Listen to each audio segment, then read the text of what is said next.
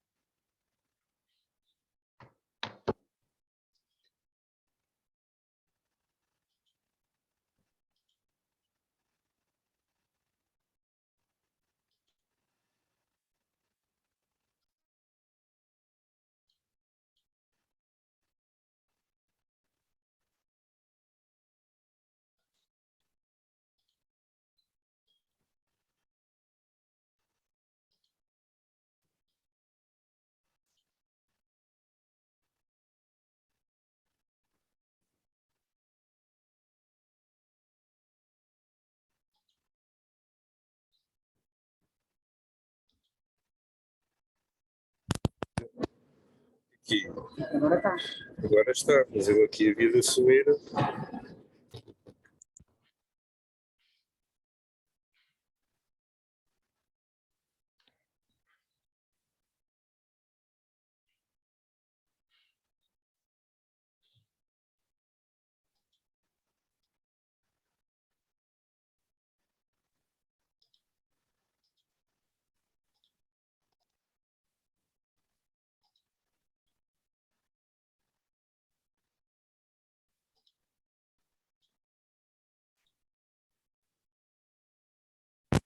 Fazemos assim.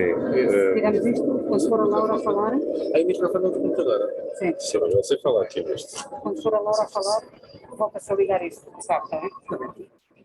Se eu for ela a falar, tem que desligar, ela tem que desligar o som lá dela. Senão faz feedback, faz de todo. Ok?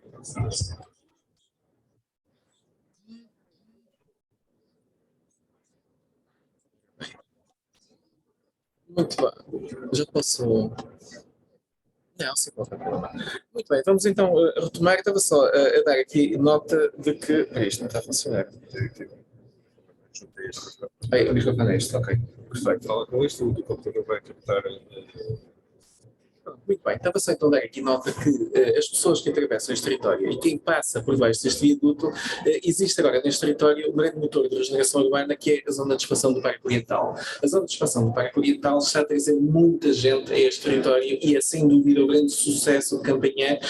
em que através de uma estrutura que foi lá colocada, de repente as pessoas conseguem chegar até este território. Mas curiosamente, quem passa por baixo deste viaduto não tem qualquer relação visual com a zona do Parque Oriental. Aliás, esta é a imagem que as pessoas têm. E esta questão de as pessoas verem, serem vistas para se conseguirem sentir seguras é absolutamente fundamental e estruturante em qualquer proposta. Reparem que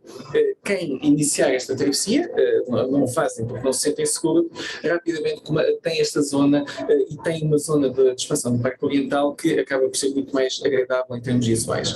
E também nós sabemos que o facto de chegarem mais pessoas a este território permitiu, por exemplo, que viessem muitas pessoas de bicicleta, mas o território não está desenhado para acolher também estas necessidades. E reparem, tudo isto motivou e teve como consequência esta proposta que está aqui ilustrada. Reparem, cada um destes caminhos, ele conta uma história. Nós temos os caminhos de acesso ao cemitério, que são muito utilizados pelas pessoas do bairro do Cerco, temos as ligações também às escolas e à zona também de Falcão, e cada caminho destes, cada estratégia que foi aqui implementada, teve de facto esta característica de ser a consequência de um trabalho diagnóstico. E também, claro está, um trabalho ao nível da modelação de terreno e ao nível da criação de condições de acessibilidade, porque através da alteração da topografia nós conseguimos garantir que o caminho principal, o caminho que as pessoas mais usam, passa agora a ter pendentes máximas de 12%, ele vai ser feito em lanços, ou seja, ele tem duas zonas de paragem, que é muito importante para a população mais sénior, que nós vemos a fazer este atravessamento, no qual existe um grande desnível, eles fazem este atravessamento por tramos e o caminho também foi todo ele desenhado assim. É muito importante também falar sobre todas as estratégias que foram implementadas ao nível da vegetação. Vocês podem ver aqui, através desta imagem, as plantações, elas são feitas em clusters de vegetação, ou seja, núcleos de vegetação com várias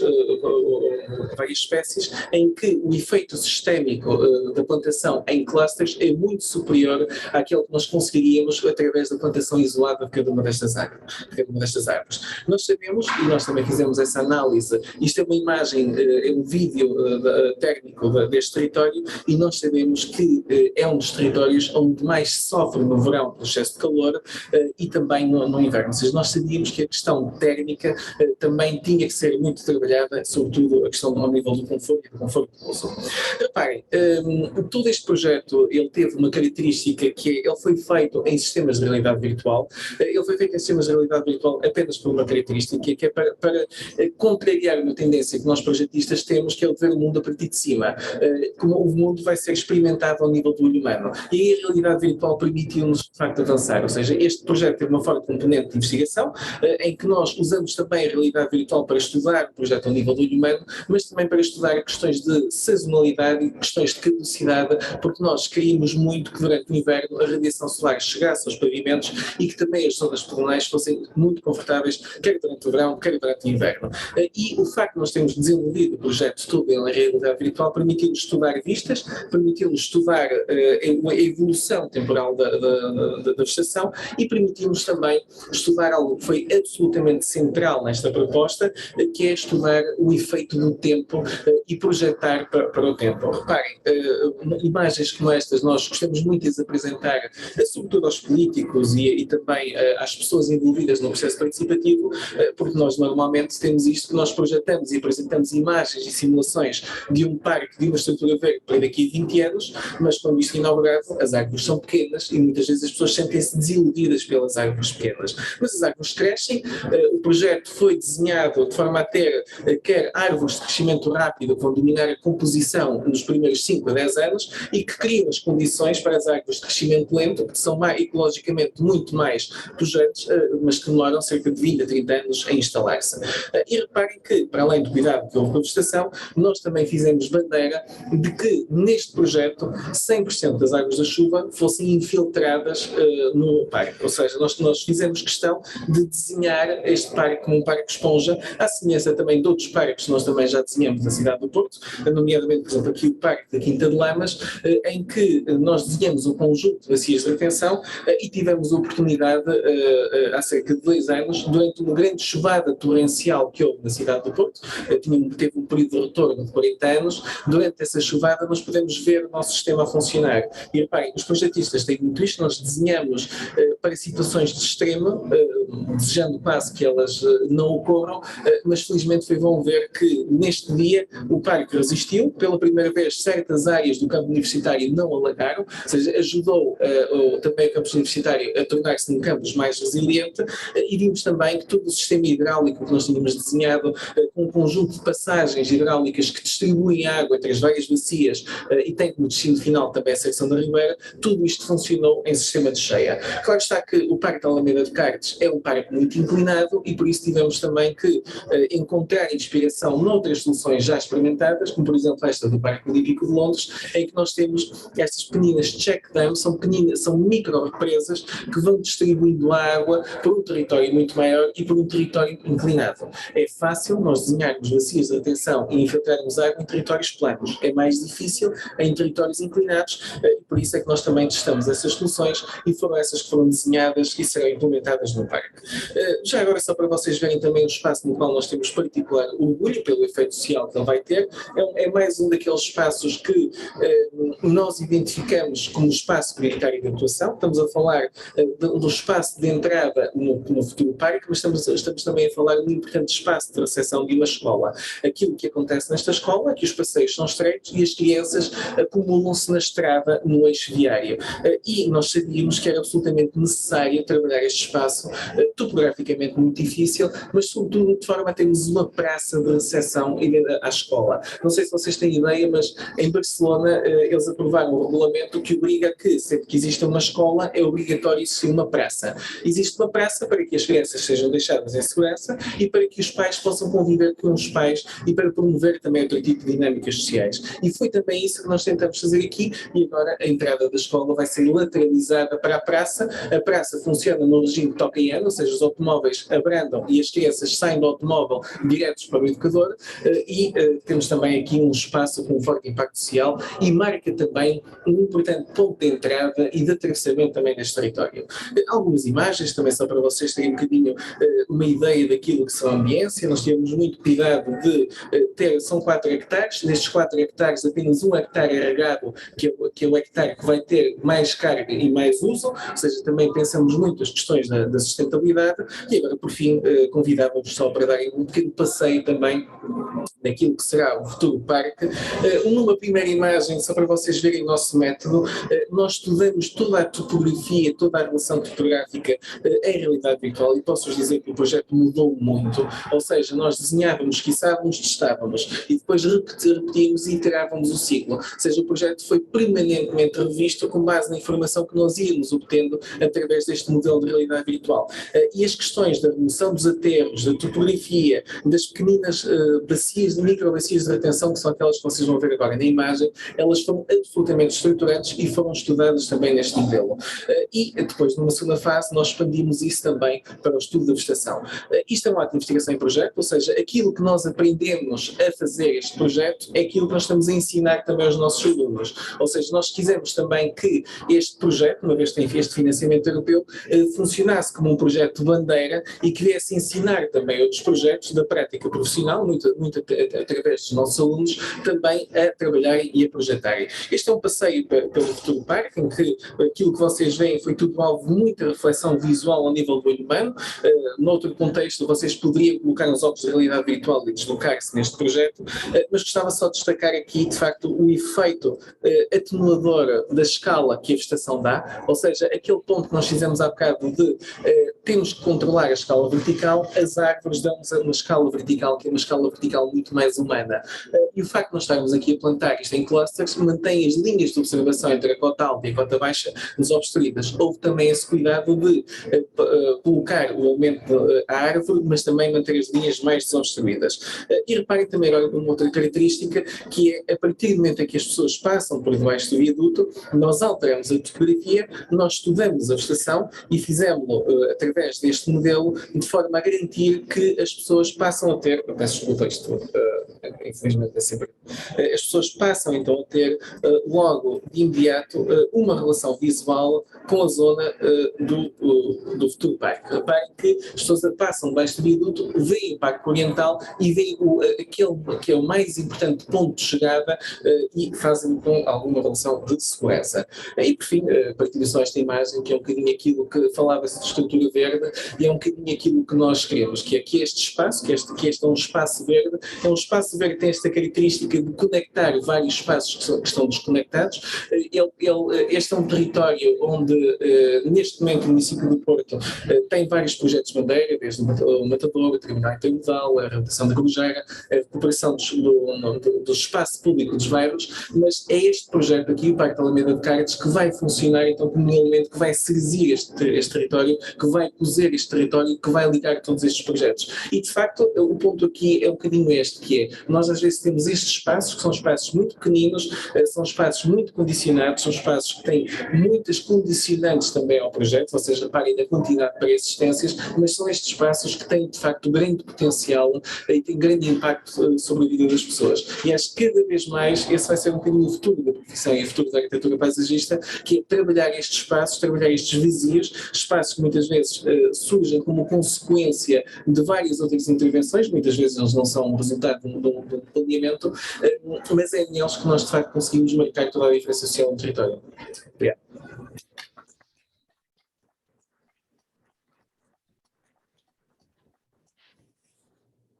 Penso que temos que falar aqui porque senão quem nos acompanha através da internet estava com algumas dificuldades em ouvir-nos. Gostaria de agradecer desde já ao José Miguel a magnífica apresentação. Penso que nos dá aqui uma ideia muito clara de como é possível, através do projeto,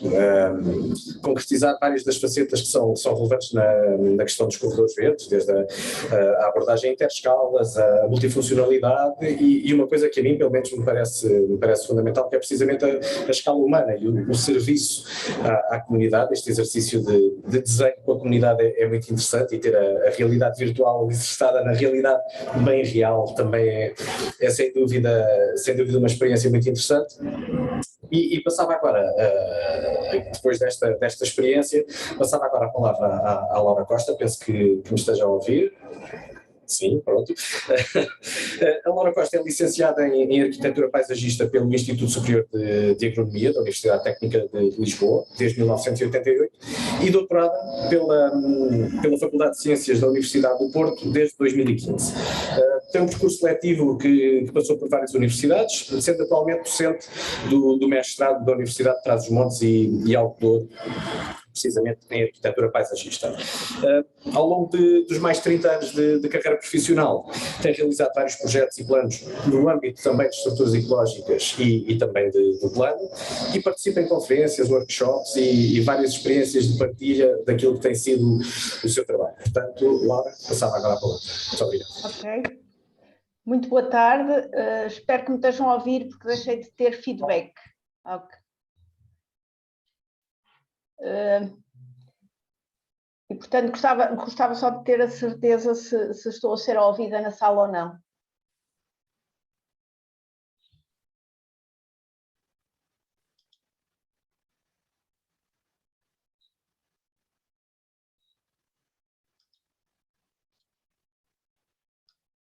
Estão a ouvir? Tenho feedback?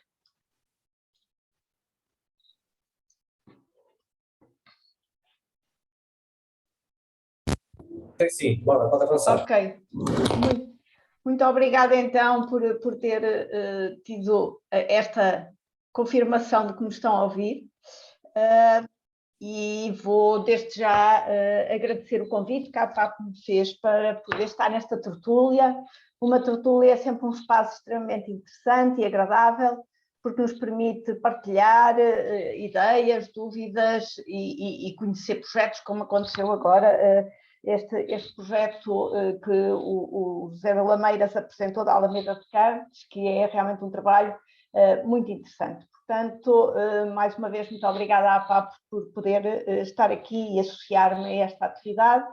e de estar na Expo Jardim, que também é outra presença que eu habitualmente tenho, deste ano não física, mas espero que virtualmente funcione bem. Portanto, eu vou trazer aqui uma perspectiva, até se calhar mais com o objetivo de estimular a futuro diálogo ou a futura tertúlia que se venha a estabilizar. E, portanto, eu trago aqui elementos que, muitos deles baseados em organismos,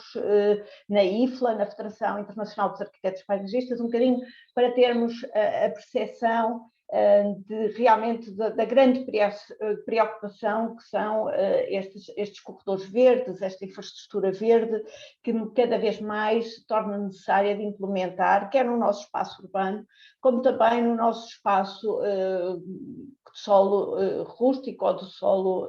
rural. Portanto, é realmente necessário nós começarmos a alargar esta percepção da estrutura ecológica enquanto um elemento que faz realmente a conectividade entre os espaços mais periféricos, mais florestais, mais agrícolas e os espaços mais urbanos. Naquilo que, e agora faço aqui uma referência ao Gonçalo Ribeiro Teles, não é? Designa por paisagem global, que cada vez é melhor perceptível o conceito e que cada vez estamos mais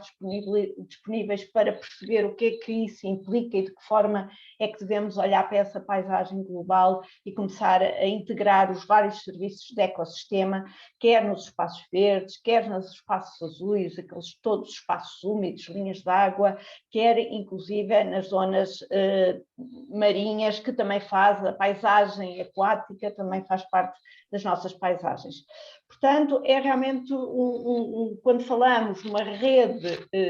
planeada de corredores verdes, naturalizados, porque isto hoje falar de natural é um pouco difícil, mas de espaços mais naturalizados e com uma grande capacidade de produzir serviços de ecossistema, temos realmente que olhar para os espaços que estão em toda a paisagem, em todos os usos e em todas as atividades que nós fazemos e de como conseguimos compatibilizar. Eu tenho aqui um documento que me parece muito interessante, que resulta de uma comissão que foi criada para exatamente olhar para as paisagens agrícolas e ver como é que os agrossistemas se integram nas infraestruturas e, portanto, como é que nós conseguimos tornar os agrossistemas também espaços muito mais multifuncionais e que ofereçam ao homem, para além dos produtos próprios da agricultura, também outros serviços complementares. E trago também um outro relatório, este bastante atual, saiu no final de 2021, sobre os grandes desafios a aplicar sobre as florestas e que foi produzido pelas Nações Unidas. Portanto, estes temas que todos nós, de certa forma, nos preocupamos ao perto da nossa casa, são também uma grande preocupação global e devemos cada vez mais, pelo menos na minha perspectiva, olhar para eles nesta visão mais global. Este relatório sobre as florestas dá-nos aqui uma visão das áreas que têm vindo a ser desflorestadas no mundo nas últimas décadas, entre 2010 e 2020, e realmente são assustadores os valores e a percepção de que, apesar de termos já uma percepção da importância do que são os serviços florestais, não só do ponto de vista dos benefícios económicos, como também de todos os outros ambientais, que é mais o tema que estamos a falar hoje, mas continuamos a produzir uma desflorestação brutal, quer no continente africano, quer no continente da América do Sul, e o que se deve muito, neste caso, ao que está acontecendo na Amazónia, e, portanto, são valores que mesmo as outras continentes, tentando melhorar, acabam por não conseguir compensar. Portanto, o nosso balanço continua a ser negativo e, portanto, por muitas cimeiras, por muitos tratados que se façam, parece que realmente não estamos a fazer o suficiente, pelo menos para tentar suster esta desfloração maciça que estamos a ter no planeta Terra, algumas até só meramente por questões económicas, de buscar madeiras exóticas, outros, no caso da África, mais relacionados com até muitas questões domésticas. Em África ainda é muito utilizada a madeira, não só na construção das habitações, como também para a alimentação, porque as pessoas ainda cozinham a madeira ou a carvão. Na perspectiva dos corredores verdes ou das infraestruturas verdes, merecem especial atenção as chamadas florestas de usos múltiplos ou as florestas de conservação, porque efetivamente essas, mais do que as que apenas nos oferecem a questão da produção, e que é importante, precisamos de madeira para vários fins, mas, e eu sombreei aqui sobretudo a Europa, o que se verifica é que, quer na implementação de florestas de uso múltiplos, e portanto dessas que deveriam ser integradas nas grandes infraestruturas de Portugal, infraestruturas ecológicas de Portugal, da Europa, do mundo, continuamos a ter uma ação muito débil, e pelos números, os números não mentem, e portanto pelos números é possível ver que vai havendo continentes onde vai subindo, outros que vai descendo, mas mesmo a Europa, que de certa forma teria uma responsabilidade acrescida pelo esforço que tem vindo a fazer, pelos tratados que tem vindo a assinar, todas estas ações têm sido muito tímidas e o crescimento não se pode dizer que seja muito relevante. Como acresce a estes aspectos a necessidade de olhar para a agricultura de outra forma e para as florestas de outra forma, também a questão que tem a ver realmente com os espaços mais urbanizados. E, portanto, este é um mapa que faz uma projeção das Nações Unidas, que faz a projeção para 2100. A Ásia e a África serão, sem dúvida, os continentes onde vai haver um maior crescimento demográfico, mas mesmo nos outros continentes verifica-se pelo menos mantém-se o crescimento demográfico que tem ocorrido nos últimos anos. A grande questão que nos obriga a ponderar mais estes valores, para além de pensar como é que vamos alimentar todas estas pessoas, é também a questão de que grande parte deles vão viver nos espaços urbanos. Portanto, de acordo com a Organização Mundial de Saúde, já em 2014, previa-se que na década de 50 do século XXI, 85%, quase 86% da população vão viver em espaços urbanos. Portanto, vamos ter uma concentração muito grande, vamos ter espaços urbanos de grande dimensão e como é que nós conseguimos, o Zé Lameiras na apresentação ótima que fez antes, falou muito das questões com a infiltração das águas pluviais, a recarga dos aquíferos, o aumento da vegetação, mas como é que nós vamos realmente assegurar estes grandes serviços de ecossistema quando vamos ter uma carga e uma pressão tão grande sobre os nossos espaços urbanos. As questões das alterações climáticas, também penso que já não há muito que ponderar, para além de que elas já estão aí, já estamos a sentir. Eu apresento aqui só dois gráficos feitos pelo Portal do Clima para a pluviosidade. O primeiro corresponde à simulação para um cenário de política climática forte, e entenda-se isto, de certa forma, cumprindo as metas apontadas no Tratado de Paris, e o outro, o cenário 8.5, em que digamos que é um cenário em que pouco ou nada faremos e, portanto, vai agravar. E percebemos realmente que a zona sul do país corre sérios problemas pela redução substancial que vai ter na pluviosidade anual. Isto são médias da pluviosidade anual e, portanto, quando se fala em desertificação, nós já falamos muito no despovoamento do interior de Portugal, quer na zona do Alentejo, quer na zona das Beiras e Trás-os-Montes, mas depois vamos acrescentar ainda mais um problema gravíssimo, que é realmente a hipótese da desertificação de algumas regiões. Claro que estes aspectos são dramáticos quando visto numa perspectiva muito científica sobre as consequências, mas nós já sentimos todos os anos, e estamos aqui a ver uma imagem que ainda está muito presente, certamente, na memória de todos nós, que tem a ver com os grandes e trágicos incêndios que aconteceram em Pedrógão e, portanto, que face a esta combinação explosiva de espaços florestais não devidamente enquadrados nos serviços múltiplos de ecossistemas, alteração das temperaturas, alterações das pluviosidades, vai fazer com que as nossas crises e as grandes catástrofes, porque isto são catástrofes ambientais e sociais, adquiram proporções muito grandes e com consequências muito graves. Se dizemos que vai reduzir a precipitação, não podemos deixar de referir que vai alterar também o regime pluviométrico e, portanto, vamos ter muitas mais situações em que vai haver uma pluviosidade muito intensa em curtos períodos de tempo, com o aumento das áreas impermeáveis. Tudo isto vai levar a que nós possamos ter inundações com aspectos catastróficos muito maiores do que temos vindo a sofrer até ao momento. E se nós necessitamos de criar muitas bacias de retenção, e como vimos no exemplo anterior, mais uma vez remeto já para esse assunto que ainda está muito fresco,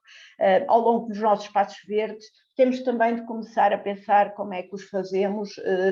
ao longo das vias, criar grandes buffers de infiltração de água e começar a repensar no desenho urbano, no urbanismo, de uma outra forma completamente diferente dos modelos clássicos que temos feito até agora. Naturalmente que são as gerações mais novas que estão muito preocupadas e como têm muita energia também, são aqueles que nós mais vemos nas manifestações, nas cimeiras a protestar e também porque se nós pensarmos que nós falamos das alterações climáticas e dos grandes dramas que vão ocorrer daqui a 50, 60 anos, são realmente os mais jovens, aqueles que vão sofrer muito mais estas questões do clima e que se depois transferem também para a sua qualidade de vida, para a sua saúde e para a sua também perspectiva económica de desenvolvimento. Não estou a falar de crescimento propositadamente, porque o que temos que fornecer nas novas gerações é mais desenvolvimento do que crescimento. Portanto, estas questões começam a ter realmente a ser perceptíveis, começam os mais jovens a estar muito preocupados, os menos jovens começam a trabalhar, a estudar, a tomar ações a vários níveis, mas realmente temos que todos ser mais dinâmicos e acelerar o processo que está a andar a um passo muito lento para as grandes ações que vamos ter que fazer, não só a nível de Portugal, mas também a nível da Europa e mundial. Aqui temos um cálculo feito no Fórum Económico Mundial, exato, estava a ler em inglês, que estimou quanto é que nós vamos ter que reduzir na redução ou na redução / captação do carbono e, portanto, a importância que tem a descarbonização. Claro que, como todos sabemos, grande parte dos efeitos ligados ao carbono tem a ver com a energia e, portanto, pensar em soluções de produção de energia que não sejam tão poluentes é óbvio, mas às vezes esquecemos que muitas dessas soluções não passam só por mobilidade suave ou por sistemas alternativos aos combustíveis fósseis, mas passam muito por um trabalho que tem a ver com a natureza, com o trabalho com a natureza. Os melhores painéis solares do mundo são as árvores, sem dúvida, e, portanto, proteger, gerir e restaurar, eu acho que deveriam ser os grandes lemas, no sentido de nós podermos introduzir muito mais árvores que realmente vão ser capazes desses múltiplos serviços ambientais e que paralelamente também retêm o carbono, produzem oxigênio, purificam as águas, aumentam a infiltração e ainda podem produzir energia, nomeadamente através da queima deste produto. Portanto, há realmente que repensar o sistema de uma forma muito mais global e a várias escalas. E, portanto, tivemos a ver um exemplo no Porto, a uma escala mais urbana e fundamental, que cada trabalho, eu costumo dizer que não interessa se um trabalho é num logrador de 100 metros quadrados ou se é um parque de 100 hectares ou de 1000 hectares. Todos são igualmente importantes se nós realmente queremos criar uma infraestrutura verde que vá mitigar muitos dos efeitos negativos que temos nos espaços urbanos. Tem que ser feita naturalmente nos espaços de transição, os espaços periurbanos, que ainda por cima no nosso país e em toda a nossa faixa cultural é muito complexa, são paisagens de elevadíssimo nível de complexidade, em que o urbano, o rural, o florestal coabitam, todos parecendo espaços residuais, o que é muito estranho, não é? E, portanto, temos que novamente olhar para estes espaços e olhar de forma a integrá-los no seu conjunto e a torná-los mais sustentáveis e menos poluentes, e depois, naturalmente, os grandes trabalhos à escala regional e à escala internacional. E esta aproximação de trabalhos deve ser feita em simultâneo, portanto, a urgência é tal que não vamos ter que pensar em grandes planos a partir dos quais chegamos a um detalhamento maior e à implementação de projetos, não, temos de estar, sobretudo, todos muito conscientes destes problemas e todos, quer seja nas coberturas ajardinadas, quer seja nos logradores, quer seja nos parques públicos, quer seja nas zonas das grandes linhas de água, trabalhar realmente suportes de habitats multifuncionais, onde naturalmente também entra a questão do turismo, do recreio, das nossas noções da identidade do local, que são aspectos, paisagistas que nos estão a ouvir, são aspectos que nos são muito caros e que são muito importantes para nós quando olhamos para a paisagem, estudamos a paisagem, mas depois toda esta complementaridade de regulação, de controlo e de aprovisionamento, porque as independências e a sustentabilidade também se faz com menores pegadas ecológicas e, portanto, se nós tivermos menos dependentes de produtos, de alimentos que venham de outros países, certamente teremos uma menor pegada ecológica na nossa agricultura e teremos somos muito menos suscetíveis a problemas quando o aparecimento de pragas ou também agora, infelizmente, um assunto que todos estamos a perceber, ou quando existe uma grande alteração em alguns países, dos quais provém grande parte dos nossos alimentos, como é o caso da Rússia e da Ucrânia, relativamente ao trigo. Portanto, este nosso aprovisionamento também são aspectos muito importantes de enquadrar nesta perspectiva da grande estratégia das estruturas verdes a implementar. Eu trago aqui uma imagem que todos conhecem, que é o Central Park em Nova Iorque, propositadamente para ilustrar uma ação a nível mais urbano e porque não se pode deixar, quando se fala em corredores verdes, deixar de referir o Olmsted, digamos, como o grande criador do conceito, quando faz os seus greenways ou quando desenhou o Colar de Esmeraldas para Boston e, portanto, digamos, temos aqui um pouco a origem há pouco mais de 100 anos, a origem destas nossas preocupações e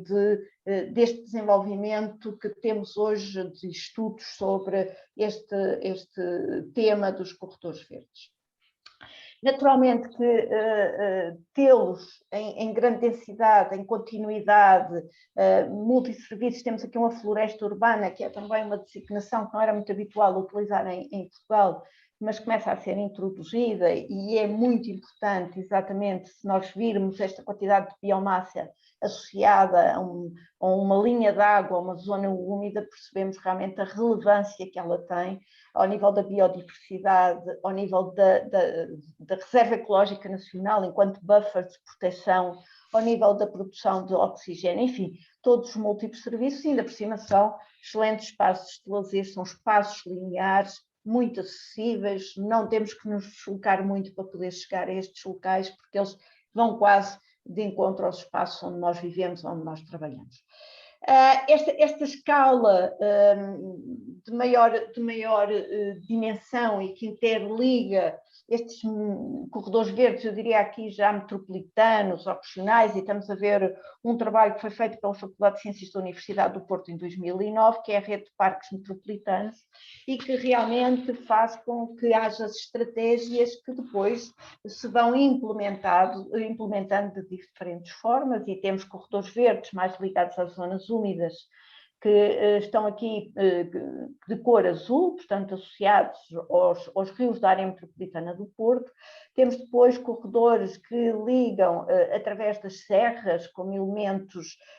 de maior biodiversidade, com outro tipo de ecossistemas e que merecem toda essa preservação. E temos depois o grande cordão dunar, um cordão muito instável e que merece realmente também uma grande preocupação. E para além desta mega estrutura que já foi vista numa perspectiva metropolitana, naturalmente que depois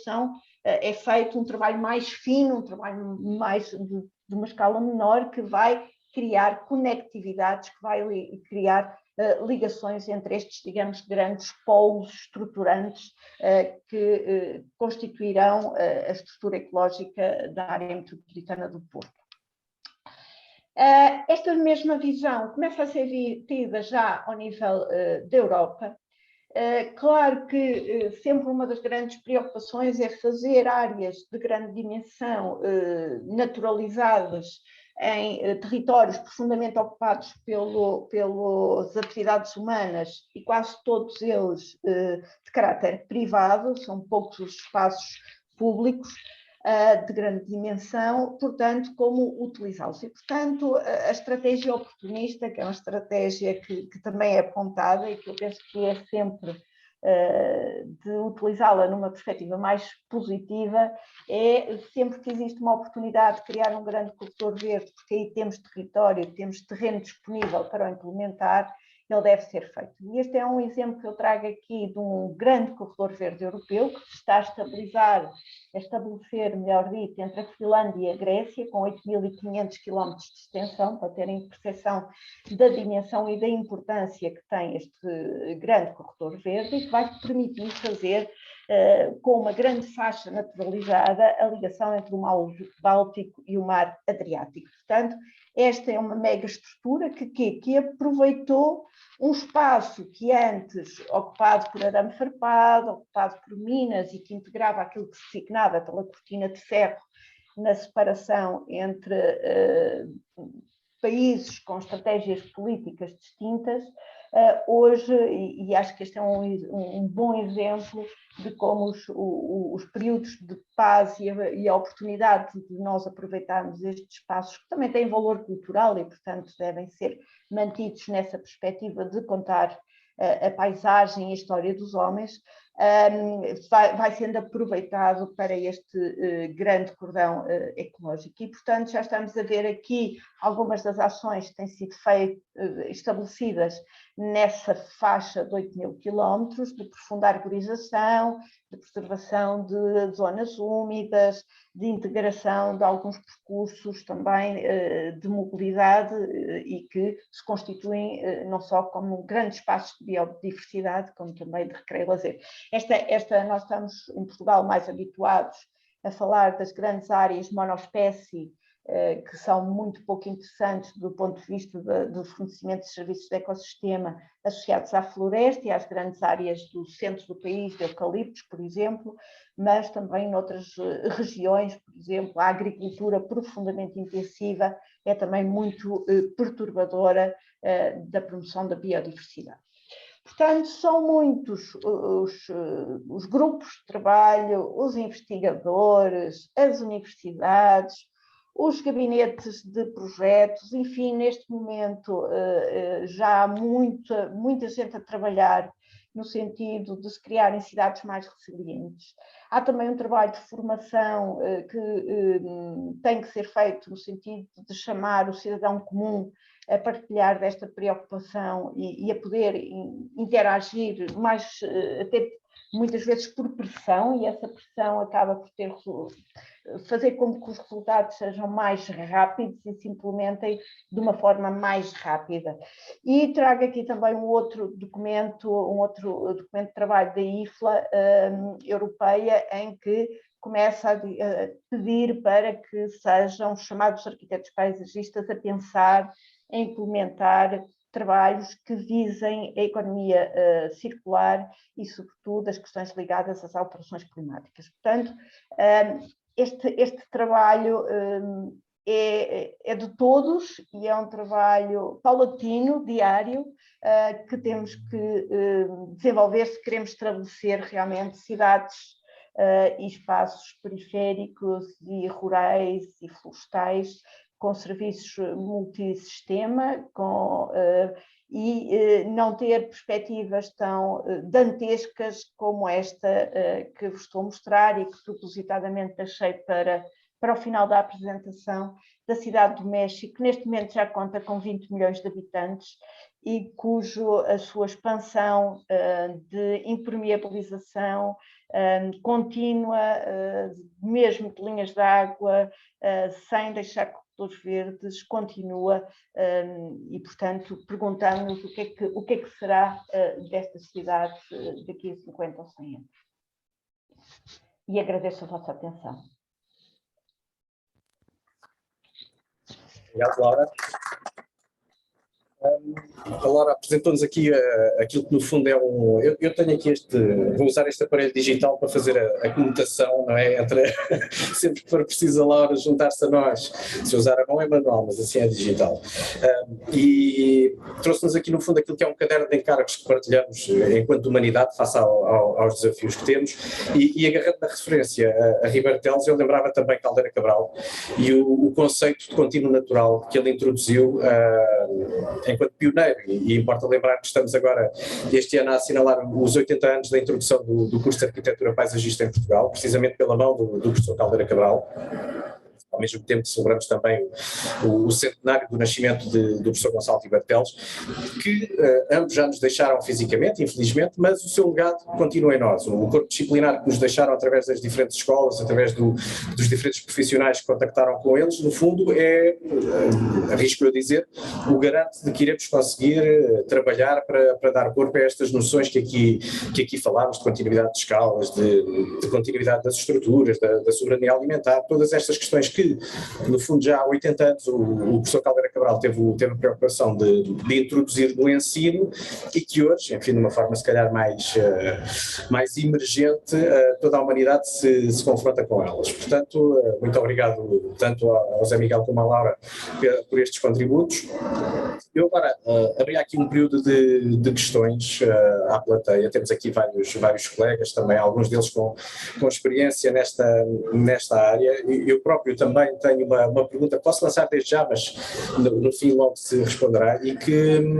aqui se calhar mais direcionada para o Zé, que é como é que os decisores, e uma vez que os decisores são sempre o elo de ligação entre a teoria e os recursos que permitem depois concretizá-la, como é que eles reagiram a esta abordagem tão única de projeto, onde, lá está, no limite, a área de intervenção até é o culminar da investigação, com base, obviamente, no conceito da aptidão. Portanto, lançava desde já essa e convidava dos presentes, não sei se temos aqui alguma participação online, a Maria controlará, não, para já não, portanto não sei se alguém aqui na sala gostaria de colocar alguma questão. Não, a primeira é sempre a mais difícil, podemos passar à segunda, ou então, para já, Zé, isto como é dedicado à sustentabilidade e ao bem-estar, levanta se estivesse aqui, por favor. Só por aqui. Ora bem, esta é uma questão absolutamente fundamental e neste caso, mais uma vez, uma das questões diferenciadoras. Isto porquê? Porque todo poder político está envolvido no projeto desde o primeiro dia. Isso faz toda a diferença porque eles apropriaram-se do projeto, acarinharam o projeto e investiram muito no projeto. Isto foi de tal forma que a Comissão Europeia financia o projeto em 3 cidades, Porto, Nantes e Sofia, ou seja, é pela primeira vez no contexto da H2020 a Comissão Europeia dá dinheiro para a obra. Eles tipicamente só dão dinheiro para investigação manutenção e desenvolvimento, mas neste caso eles dão dinheiro para a obra. No caso do Porto, a Comissão Europeia dá 800 mil euros, nós desenvolvemos todo o estudo, desenvolvemos todo o projeto e rapidamente chegamos a um valor de 1.400.000 euros. Mas, de facto, pelo facto de eles terem sido envolvidos de uma forma tão precoce, a Câmara do Porto vai cobrir também tudo o resto e é graças a eles que vai ser possível construirmos a totalidade do projeto. Mas isto tem muito a ver também com esta especificidade de eles estarem muito envolvidos desde o primeiro dia e uma das características para mim também foi muito surpreendente foi que é muito importante não só nós envolvermos as pessoas locais, envolvermos também as associações, envolvermos também os políticos, mas eu devo destacar que no caso deste projeto o facto de também estarem envolvidos muitos técnicos do município. Os técnicos da coesão social conhecem as realidades e as dinâmicas sociais como poucos. Os técnicos de espaços verdes que conhecem os problemas que têm na manutenção naquele território, foi fundamental. Os técnicos da proteção civil que nos alertaram para que, cuidado, que nós temos um problema que já está identificado há décadas, que é o corpo lateral da escola não pode ser acessível para um autotanque, por favor, já que vamos chegar neste território, garantam o acesso ao autotanque. Ou seja, houve um forte envolvimento e de facto deste sistema que se criou, que resulta também aquilo que nós acreditamos que é a qualidade da solução. Mas eu queria destacar muito isso, que é, houve um envolvimento dos políticos desde o primeiro dia, eles também se apropriaram do território, eles foram ao território, ou seja, eles não aprovaram depois, eles conhecem o território, conhecem as pessoas, mas também houve esta boa surpresa que os técnicos do município conhecem o território como pouca gente. Eu lançava também o desafio à Laura, se quiser partilhar um pouco do que tem sido a experiência com os decisores, no fundo, na discussão destes temas. Ok, sim, quero partilhar a experiência que eu tenho tido com os decisores e posso dizer-vos que tem sido muito positiva. E um bocadinho pegando também no que o Zé Lameira já disse, desde que os projetos sejam bem explicados e estejam bem justificados, geralmente os decisores acabam por encarar os projetos como deles, envolver-se e a tentar avançar e conseguir encontrar meios financeiros, meios políticos para os poderem desenvolver. Por exemplo, ao nível da área metropolitana do Porto, inclusive estão-se a desenvolver trabalhos muito interessantes que têm a ver com a necessidade de intervir em vários municípios em simultâneo, porque ou são linhas de água que atravessam vários municípios, ou são serras que, pela sua dimensão, têm grande extensão e, portanto, implicam vários municípios intervir. E tem-se conseguido fazer associações de municípios,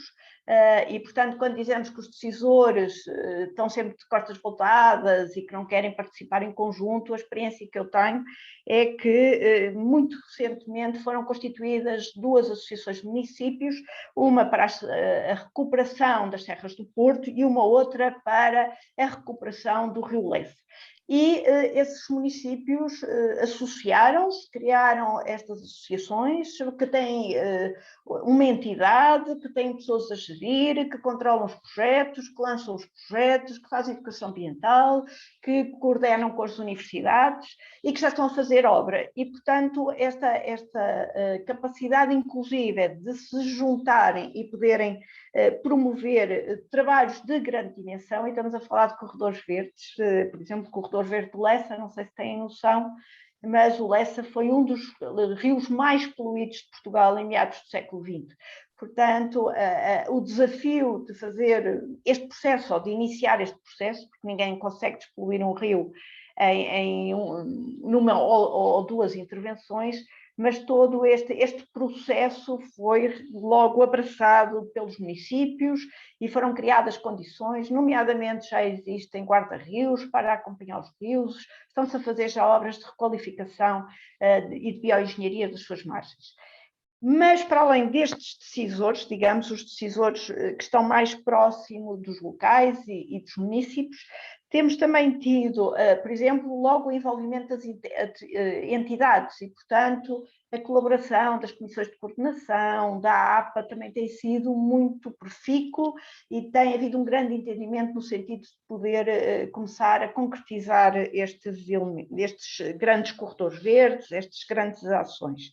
E ainda, também muito interessante, próprias associações dos municípios, cidadãos que se juntam ou porque gostam de correr, ou porque gostam de andar de bicicleta, ou porque gostam de plantas, ou porque gostam de animais, enfim, os interesses são múltiplos, mas que se associam e começam já a utilizar os espaços e a dinamizar os espaços. Portanto, eu acho que o importante é haver realmente uma estratégia, o importante é sabermos por onde é que se quer caminhar e explicar muito bem o porquê dessa estratégia e ter projetos devidamente fundamentados, estudados e avaliados, e a partir daí eu acho que neste momento já temos condições para poder ter os vários intervenientes do processo, que vão desde os decisores até os futuros utilizadores, a participarem e a envolverem-se. Portanto, a perspectiva que eu tenho neste momento é bastante positiva. Muito obrigado pela partilha dessa perspectiva. Nós agora, seguidamente, vamos também partilhar um contributo de vídeo do professor Fernando Pessoa, que não pôde estar presencialmente, nem tampouco via Zoom, portanto deixou-nos um testemunho gravado em vídeo. Peço aqui ajuda à Maria para encontrarmos essa partilha. Estamos aqui, isto é, a informática tem destas coisas, o que mais precisamos é que ela não nos ajuda. Aproveito para lembrar precisamente, e agora olhando aqui para este conjunto de imagens, está a decorrer também as comemorações do Mês Internacional da Arquitetura Paisagista, e há um conjunto de eventos cuja agenda poderão encontrar no site da APAP, ir acompanhando também através das redes sociais. Penso que estará a carregar, ele também não é pequeno, aí está. Novamente o som atrás de fones, vamos tentar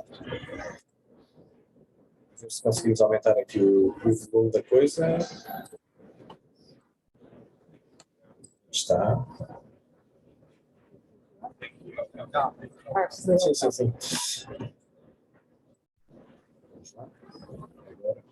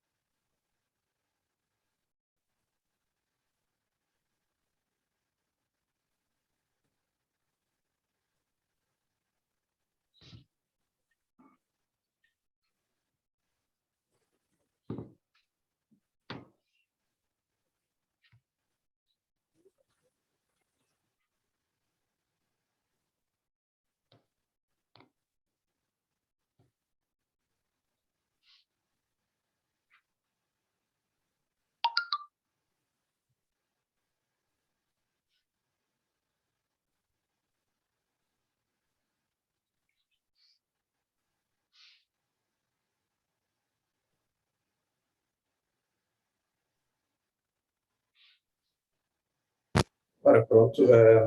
foi para ti mais uma experiência, neste caso um projeto que na altura, ainda nos tempos da REFER, Atual Infraestruturas de Portugal, foi desenvolvido já